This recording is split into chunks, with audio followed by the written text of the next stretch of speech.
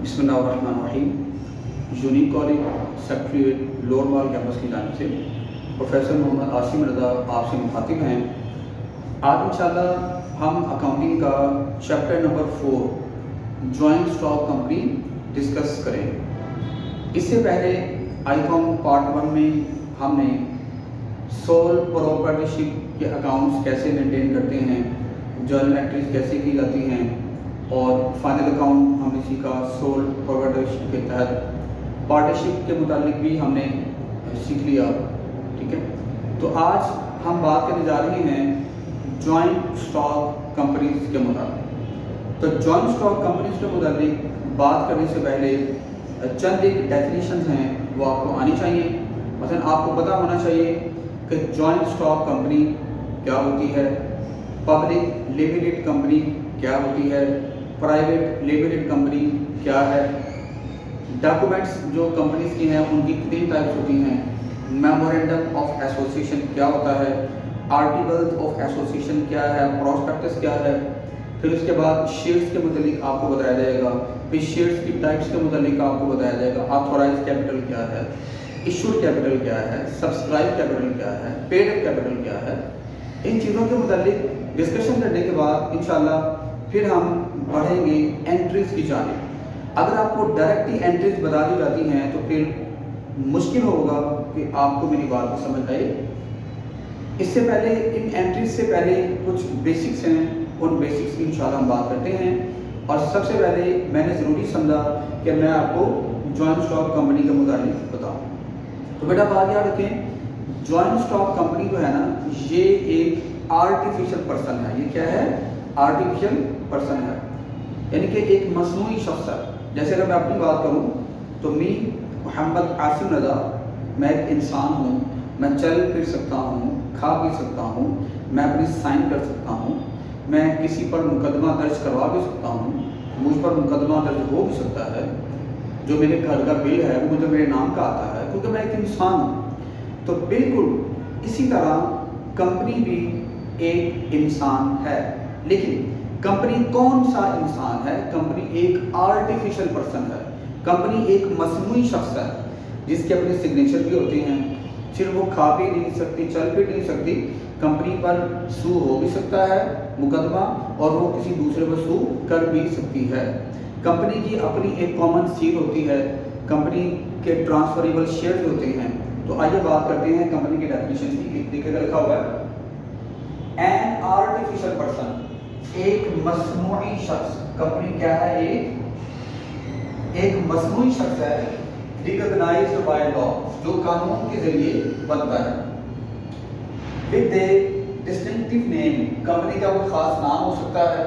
और जब भी हम कंपनी का कोई भी नाम रखेंगे तो कंपनी का नाम रखने से पहले ये सोचा जाएगा, ये देखा जाएगा, इस बात पर गौर व फिक्र किया जाएगा कि क्या कोई कंपनी पहले से इस नाम से चल तो नहीं रही, क्या कंपनी का कोई ऐसा नाम तो नहीं है जो मेमोरेंडम ऑफ एसोसिएशन में रखने से मना किया गया है। ठीक है, इन चीज़ों को मद्देनजर रखना। उसके बाद है एक कॉमन सील।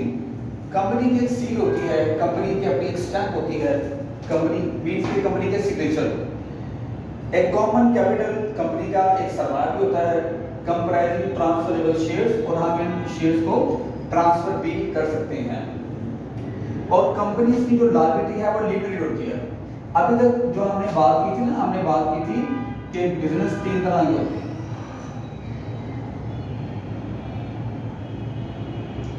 हमने कहा था बिजनेस की 3 टाइप्स होती हैं।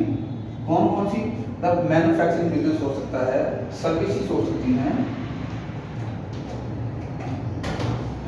इसके बाद फिर ट्रेडिंग बिजनेस हो सकता है। ट्रेडिंग बिजनेस की 3 टाइप्स होती हैं, जिनमें सोल प्रोप्राइटरशिप है, पार्टनरशिप है और जॉइंट स्टॉक कंपनी। तो बच्चों, जो सोल प्रोप्राइटरशिप है और पार्टनरशिप, इन दोनों में अनलिमिटेड लायबिलिटी होती है, जो कि एक बहुत बड़ा डिफेक्ट है। तो जब हम बात करते हैं जॉइंट स्टॉक कंपनी की, तो इसकी जो लायबिलिटी है वो लिमिटेड होती है। अनलिमिटेड लायबिलिटी का मतलब है कि आपकी पर्सनल प्रॉपर्टी भी सैक्रिफाइस हो सकती है इन केस ऑफ लॉस। देखिए, लिमिटेड लायबिलिटी का मतलब है आपने जितने पैसे इन्वेस्ट किए हैं उतना ही नुकसान आपका होगा, उससे ज़्यादा नुकसान नहीं होगा। तो मज़ीद देखिए, and having a perpetual succession. Perpetual succession का मतलब होता है लॉन्ग लाइफ, कि कंपनी की लंबी जिंदगी होती है, कंपनी इतनी जल्दी अपने बिजनेस को शट डाउन नहीं करती, वाइंड अप नहीं होती नहीं। उसके बाद है प्राइवेट लिमिटेड कंपनी। बात याद रखें, प्राइवेट लिमिटेड कंपनी क्या है? ऐसी कंपनी जिसमें कम से कम 2 मेंबर होते हैं, 2 शेयर होल्डर होते हैं और ज़्यादा से ज़्यादा 50 होते हैं। 50 से ज़्यादा नहीं बढ़ सकते। कम से कम 2 मेंबर होते हैं और ज़्यादा से ज़्यादा 50 मेंबर होते हैं। प्राइवेट कंपनी कभी भी मार्केट में अपना प्रॉस्पेक्टस जारी नहीं कर सकती। प्राइवेट कंपनी आवाम को, जनरल पब्लिक को इनवाइट नहीं कर सकती कि शेयर्स परचेज करें या डिवेंचर्स के लिए पैसे कंपनी में लगाएं। तो एक प्राइवेट कंपनी कभी भी मार्केट में ना तो शेयर इशू कर सकती है, ना डिवेंचर जारी कर सकती है, ना ही आवाम को इनवाइट कर सकती है कैपिटल रेज करने के लिए। और एक प्राइवेट कंपनी में कम से कम 2 लोग होते हैं, ज़्यादा से ज़्यादा 50 लोग होते हैं, ठीक है। और एक प्राइवेट कंपनी जो है अपने शेयर्स को ट्रांसफ़र भी नहीं कर सकती। आइए इसकी डेफिनेशन देखते हैं। According to companies ordinance 1984 it can be form. कम से कम इसमें 2 लोग होते हैं और ज़्यादा से ज़्यादा 50 होते हैं। Company by its article restrict the right to transfer the shares. Company अपने शेयर्स को कभी भी ट्रांसफर नहीं कर सकती। इसके अलावा कंपनी इनवाइट नहीं कर सकती आवाम को कि शेयर्स या डिबेंचर में पैसे लगाएं, इन्वेस्ट करें। उसके बाद बात करते हैं पब्लिक लिमिटेड कंपनी की। तो बच्चों बात याद रखें, पब्लिक लिमिटेड कंपनी में कम से कम 7 मेंबर्स होते हैं, ज़्यादा से ज़्यादा पर कोई पाबंदी नहीं है।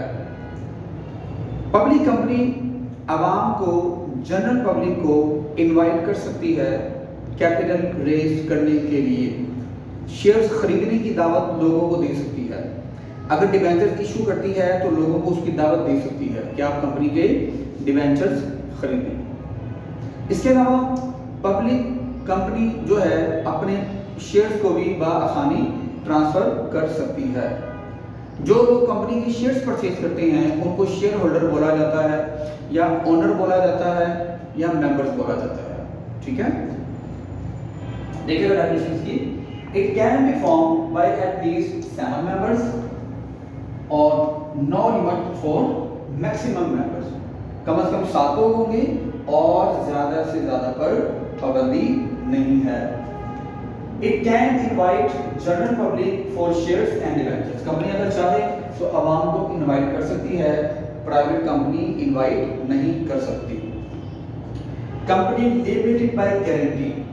इसमें ये होता है कि जब कोई भी कंपनी स्टार्ट होती है गारंटी के तहत, तो आप जितने पैसे इन्वेस्ट करते हैं कंपनी के शेयर्स में, अगर कल को कंपनी का लॉस होता है या कंपनी वाइंडिंग अप की तरफ जाती है, बंद होने की तरफ जाती है, तो आपने जितना सरमाया लगाया होगा, जितने सरमाए की गारंटी दी होगी, आप उसी के रिस्पॉन्सिबल होंगे। मतलब अगर आप किसी कंपनी में लेट्स सपोज 100 रुपया इन्वेस्ट किया है और कल को कंपनी बंद होती है, शट डाउन होती है या कंपनी को नुकसान होता है, तो आपकी लायबिलिटी 100 रुपये तक होगी। देखिएगा, a company in which the liability of its member is limited to such amount the member invest। जितने पैसे आपने कंपनी में इन्वेस्ट किए होंगे आप सिर्फ उसी के रिस्पॉन्सिबल हैं। कब? वाइंडिंग अप वाले मामले में। उसके बाद है अनलिमिटेड कंपनी। इसमें ये है, इसका उल्ट कर लें कि आपने जितना सरमाया इन्वेस्ट किया होगा, आपकी जो रिस्पॉन्सिबिलिटी है वो उससे भी ज़्यादा बढ़ सकती है। वही तो यहाँ पर डिस्कस किया हमने unlimited liability. A company in which the liability of its members is unlimited, every member of company is personally liable to the full extent of his personal assets for the debt of company।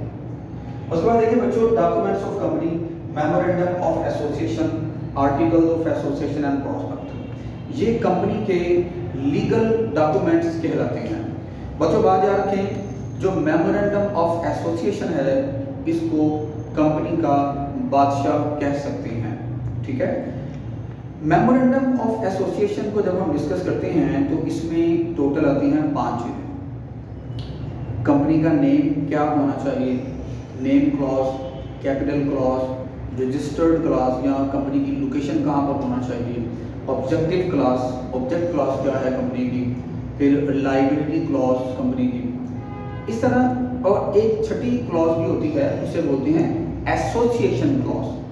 तो बात याद रखिए, company के memorandum of association के अंदर जो कुछ लिख दिया जाता है, कंपनी कभी भी उन बाउंड्रीज को क्रॉस नहीं कर सकती।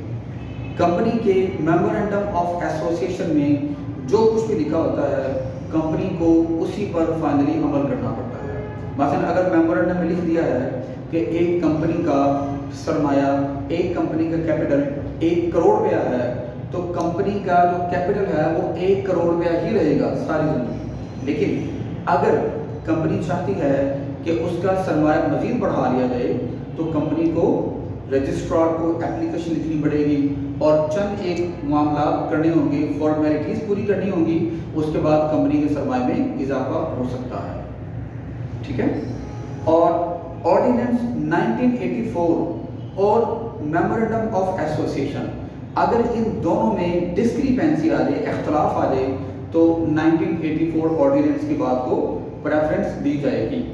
अगर मेमोरेंडम ऑफ एसोसिएशन और आर्टिकल ऑफ एसोसिएशन इन दोनों में इख्तलाफ आ रहा हो, तो मेमोरेंडम ऑफ एसोसिएशन की बात को तरजीह दी जाए।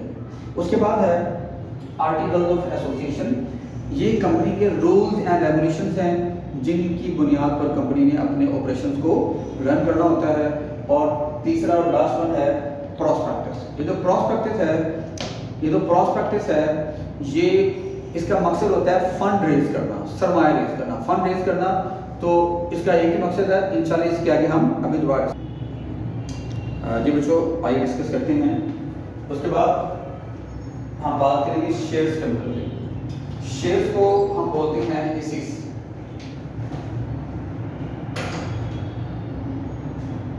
शेयर्स क्या होते हैं? देखिए, कोई भी बिजनेस ऐसा नहीं होता जो कैपिटल के बगैर शुरू किया जा सके। अगर हम बात करें सोल प्रोप्राइटरशिप की, तो उसमें जो पैसा लगाया जाता है उसको बोलते हैं कैपिटल। और एंट्री हम क्या बनाते हैं? कैश अकाउंट डेबिट और कैपिटल अकाउंट क्रेडिट। पार्टनरशिप की बात करें, उसमें भी यही एंट्री बनती है, कैश या बैंक अकाउंट डेबिट और कैपिटल अकाउंट क्रेडिट। यहाँ पार्टनर्स कैपिटल अकाउंट क्रेडिट हो जाता है। जब जॉइंट स्टॉक कंपनी में हम इन्वेस्टमेंट करते हैं तो वो भी कैपिटल ही होता है, लेकिन इसकी जो एंट्री है वो चेंज होती है, थोड़ी सी चेंज होती है। और उन एंट्रीज को सीखने के लिए आपको शेयर्स के मुतालिक मालूमात होनी चाहिए कि शेयर्स क्या होते हैं। शेयर्स को उर्दू में बोलते हैं हिस्सेस। टोटल किसी भी कंपनी का जो कुल सरमाया होता है, टोटल कैपिटल होता है, उसको छोटे छोटे पार्ट्स में डिवाइड कर दिया जाता है। वो जो छोटे छोटे पार्ट्स होते हैं ना, उन पार्ट्स को शेयर बोला जाता है। छोटी सी मिसाल आपको देता हूँ। फर्ज कर लें कि आपने किसी कंपनी में 1 करोड़ रुपया लगा दिया, तो जो 1 करोड़ रुपया आपने लगाया वो 1 करोड़ रुपया कंपनी का कुल सरमाया होगा, ऑथोराइज कैपिटल होगा। उस 1 करोड़ रुपये को हम चाहें तो मुख्तलिफ पार्ट्स में डिवाइड कर सकते हैं। या तो 10-10 रुपये के शेयर बना सकते हैं, 100-100 रुपये के शेयर बना सकते हैं, 50-50 के शेयर बना सकते हैं, 1-1 हज़ार के शेयर बना सकते हैं। तो ये जो छोटे छोटे पार्ट्स होते हैं जिन पर हम डिवाइड कर रहे होते हैं, उन स्मॉलर पार्ट्स को बोला जाता है शेयर। मिसाल देता हूँ आपको, देखिएगा ज़रा। total amount of capital is divided into small units. Each unit is called share. मिसाल ये है कि फर्ज कर लें आपकी कंपनी का जो टोटल सरमाया है वो है 1 करोड़ रुपया। कितना सरमाया जी? 1 करोड़ रुपया। अगर हम चाहें तो इस 1 करोड़ के सरमाए को या तो 10-10 रुपए के शेयर में डिवाइड कर सकते हैं, 50-50 के शेयर्स में डिवाइड कर सकते हैं, 100-100 के शेयर में, या 1-1 हज़ार के शेयर में डिवाइड कर सकते हैं। मैं 10 की मिसाल आपको देता हूँ। 10 रुपए के यहाँ 1 करोड़ आपके शेयर हैं। 1 करोड़ रुपया जो है ना, ये 1 करोड़ रुपया आपका कंपनी का टोटल कैपिटल है। ये 1 करोड़ रुपया कैसे बना? मैंने क्या किया, 10 लाख रुपए के मैंने शेयर्स, और एक शेयर की कीमत कितनी है? 10 लाख। तो 10 लाख मल्टीप्लाई बाय 10, तो ये 1 करोड़ रुपया आ जाता है। अब एक शख्स है, वो कहता है कि मैं इस कंपनी के 10 लाख रुपए के शेयर खरीदना चाहता हूं। तो कैसे खरीदेगा? 10,000 शेयर हैं, एक शेयर 10 रुपए का है, तो यूं उसने 10 लाख रुपए के शेयर खरीद लिए। अब वो कंपनी के 10% का मालिक बन चुका है। अगर कंपनी को प्रॉफिट होता है तो उस टोटल प्रॉफिट में से 10% उस बंदे को मिलेगा जिसने 10 लाख रुपए के शेयर खरीदे हैं। एक शख्स है, वो कहते हैं जी मैं 20 लाख रुपए के शेयर खरीदना चाहता हूँ। तो वो कैसे खरीदेगा? 20,000 शेयर हैं, एक शेयर 10 रुपए का है, तो 2 लाख रुपए के शेयर हो गए। अब वो कंपनी में 20% का मालिक बन गया। तो कंपनी को जब भी प्रॉफिट होगा उसमें से 20% इस शख्स का हक बनता है, इसका राइट है, इसको मिलना चाहिए। तो ये तो शेयर्स के मुताबिक मुख्तसर सी मालूमात थी। एक होता है share capital. Total capital is divided into a large number of shares. Total capital को बहुत बड़े शेयर्स की मिकदार में तकसीम कर दिया जाता है। जैसे मैंने अभी बोला आपको 1 करोड़ रुपए का कैपिटल है, और ये 1 करोड़ रुपया बना कैसे? ये बना 10,000 शेयर थे, 1 लाख शेयर थे, 10 लाख शेयर थे, 10 रुपए का एक शेयर था। ये एक सिंगल शेयर है, और ये जो अमाउंट है ना, ये शेयर कैपिटल का होता है। इन दोनों को मल्टीप्लाई करने के बाद जो अमाउंट आती है वो क्या बन जाती है? Share capital. ठीक है। उसके बाद देखिएगा ऑथोराइज कैपिटल। ऑथोराइज कैपिटल के मजीद 2 नाम होते हैं। इसको हम नॉमिनल कैपिटल भी बोल सकते हैं, रजिस्टर्ड कैपिटल भी बोल सकते हैं। कंपनी जितने कैपिटल से अपना बिजनेस शुरू करती है उस सरमाए को ऑथोराइज कैपिटल कहा जाता है। मसलन यहाँ पर अगर मैं आपको एग्जाम्पल यही बता दूँ कि कंपनी ने 1 करोड़ रुपए से अपना बिजनेस स्टार्ट किया, तो 1 करोड़ रुपया क्या बन जाएगा? कंपनी का ऑथोराइज कैपिटल बन जाएगा। ठीक है। इसकी डेफिनेशन है total amount of capital with which the company is registered. जिन पैसों से कंपनी रजिस्टर्ड होती है उनको क्या बोलते हैं? Authorise capital. और बात याद रखें, जितने पैसों से कंपनी अपना बिजनेस स्टार्ट करती है वो फिक्स हो जाती है, मेमोरेंडम में लिख दिया जाता है। अगर कल को आपने अमाउंट चेंज करवानी हो तो फिर आपको उसके लिए अपने मेमोरेंडम को चेंज करना पड़ेगा। मेमोरेंडम में जो अमाउंट लिखी है 1 करोड़ रुपए की, उसको बदलना पड़ेगा। उसके लिए रजिस्ट्रार को एप्लीकेशन लिखेंगे आप, वो आपको परमिशन ग्रांट करेगा। उसके बाद जाके काफ़ी ज़्यादा फॉर्मेलिटीज पूरी करने के बाद आपकी अमाउंट चेंज होगी। उसके बाद है इश्यूड कैपिटल। कंपनी आवाम को जितने शेयर एक वक्त में इशू करती है वो इशूड कैपिटल बनाता है। मिसाल लेता हूँ, फर्ज करें 10,000 शेयर हैं जिनसे कंपनी ने अपना बिजनेस शुरू किया। एक शेयर 10 लाख 10 रुपए का, तो ये 10 लाख रुपए बन गया। ये ऑथोराइज कैपिटल है। इसमें से कंपनी ने 7,000 शेयर आवाम को जारी करने की नियत की, बेच की कंपनी 7 लाख रुपए इकट्ठा करेगी। तो जो 7,000 शेयर होंगे ना, ये बनेंगे इशूड शेयर। क्या बनेंगे? Issued share. और जो मल्टीप्लाई करने के बाद जो टोटल अमाउंट आएगी वो बनेगी इशूड कैपिटल।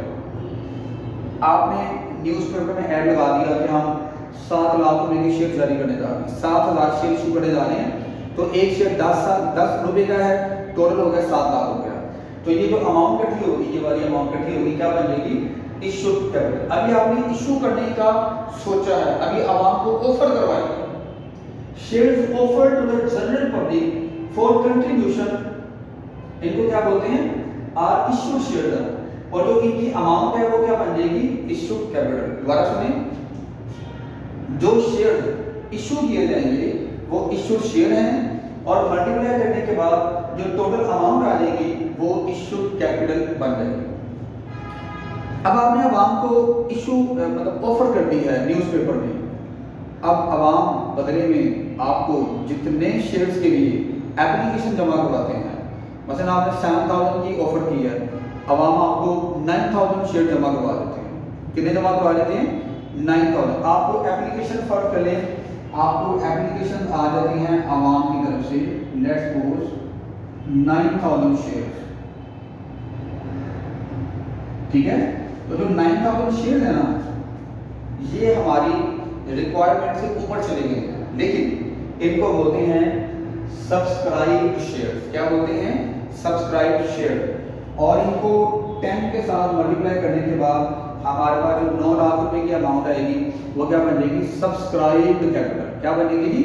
Subscribe capital. जाहिर है कि फिर इसमें से हमने तो लोगों को ऑफर की थी 7 लाख रुपए की शेयर की, लोगों ने 9 लाख रुपए जमा करवा दिया, तो जो रिमेनिंग 2 लाख होगा वो आवाम को हमें वापस करना पड़ेगा। लास्ट है उसके बाद पेड अप कैपिटल। तो फाइनली जितने लोगों को आप शेयर्स पे कर देते हैं, शेयर्स दे देते हैं, वो आपके लिए क्या बन जाएंगे? Paid up capital. तो 9 लाख हमें एप्लीकेशन, 9,000 एप्लीकेशन आ गई थी 10-10 रुपए के हिसाब से, या 100 रुपए के लिहाज से, ये 100 रुपए के लिहाज से है सारे, ठीक है, ये ₹100 के लिहाज से आपको एप्लीकेशन आ रही। तो अब आपने क्या करना है? आपने आवाम को जारी करने हैं, कितने शेयर जारी करने हैं? 7 लाख। तो 9 लाख रुपए आपको इकट्ठा हुआ था, 7 लाख की आपने ऑफर की थी, 9 लाख रुपए इकट्ठा हो गया, इसमें से 2 लाख वापस कर देंगे, और 7 लाख रुपए के शेयर आवाम को जारी कर देंगे। क्या बन जाते हैं? पेड अप कैपिटल बन जाते हैं। तो बच्चों, आज का जो लेक्चर है वो यहीं तक है। आप लोगों ने इन डेफिनेशन को बार बार देखना है, इनको तैयार करना है। इंशाल्लाह जो हमारा नेक्स्ट लेक्चर आपको मिलेगा उसमें आपको एंट्री सिखाई जाएंगी, आपको बताया जाएगा सब्सक्रिप्शन क्या है, फुल सब्सक्रिप्शन क्या है, अंडर सब्सक्रिप्शन क्या है, ओवर सब्सक्रिप्शन क्या है, एंट्रीज किस तरह से बनाई जाती हैं, बैलेंस शीट कैसे बनाते हैं। इंशाल्लाह ये तमाम चीज़ें हम अगले लेक्चर में डिस्कस करेंगे। तब तक के लिए दुआ में याद रखिएगा। अस्सलामु अलैकुम।